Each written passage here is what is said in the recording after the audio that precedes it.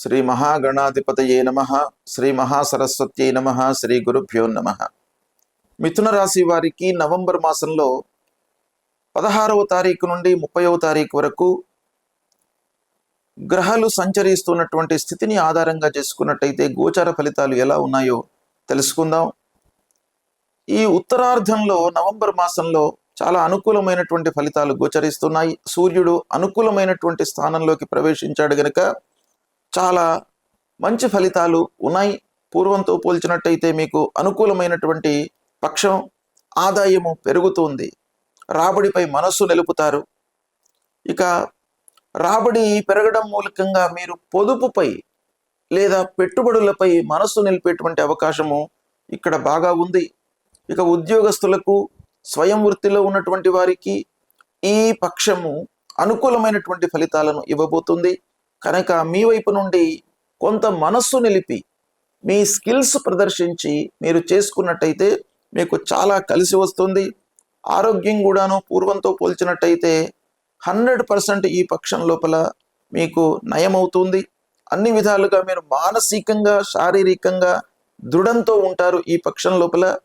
కాకపోతే ప్రారంభించినటువంటి పనుల లోపల కూడాను మీకు సత్ఫలితాలు కలుగుతాయి. ఏమీ ఆటంకాలు లేకుండా మీరు సమయం లోపల, ఒక అనుకూలమైనటువంటి సమయం లోపల మీరు దాన్ని ప్రదర్శిస్తారు, పూర్తి చేయగలుగుతారు. తద్వారా మీకు ఆదాయం కూడాను బాగా వస్తుంది.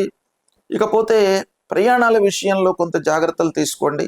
ఓవరాల్గా ప్రయాణాలు కలిసి వస్తాయి, కానీ ఆర్థికంగా మీరు అనుకున్న మేర ఫలితాలు ఉండకపోవచ్చును.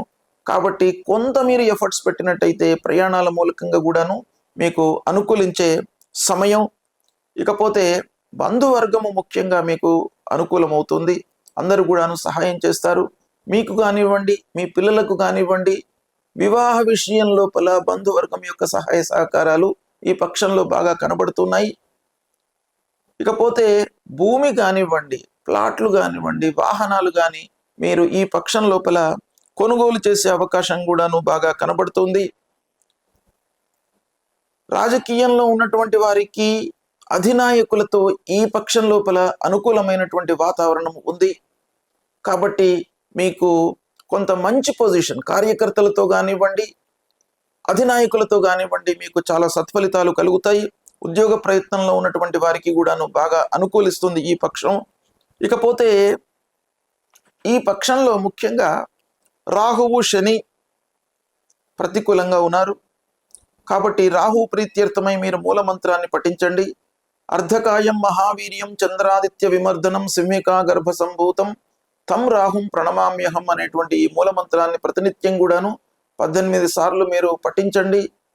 రాహు ప్రీత్యర్థమై అమ్మవారిని దర్శనం చేసుకోండి. దుర్గామాత యొక్క అనుగ్రహం మూలకంగా మీకు బాగా కలిసి వస్తుంది. పని భారం లేకుండా ఉండడానికి ఆంజనేయ స్వామి దేవాలయానికి వెళ్ళండి. మనోధైర్యాన్ని ఇస్తాడు ఆంజనేయ స్వామి. ఏ పనినైనా కూడాను నేను సాధిస్తాను అనేటువంటి ఒక సత్సంకల్పము, ధైర్యము మీ లోపల కల్పిస్తాడు. కాబట్టి ఆంజనేయ స్వామిని కొలవండి, హనుమాన్ చాలీసా చదవండి, మీకు మంచి ఫలితాలు కలుగుతాయి. శుభం.